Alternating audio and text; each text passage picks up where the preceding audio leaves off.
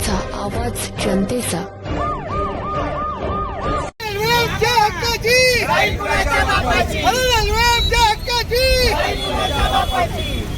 आज आपण सुंदर तालुक्याच्या माध्यमातून नारायणगाव आणि आलेफाटा येथे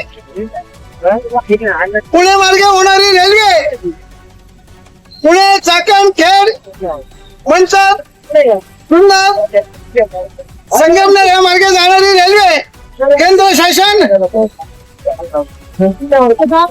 होऊ देत नाहीये.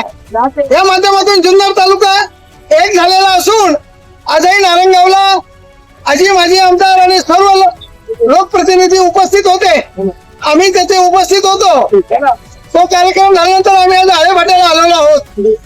आमची एकच मागणी आहे, जर दुर्बीणची अडचण होत असेल केंद्र शासनाला तर दुर्बीण त्यांनी हटवावी आणि आमची हक्काची रेल्वे आमच्या मुलांना नोकरी व्यवसायासाठी दररोजचा अपडाऊन करण्यासाठी शेतीचा माल पुणे नाशिक इथे नेण्यासाठी रेल्वे चाललीच पाहिजे.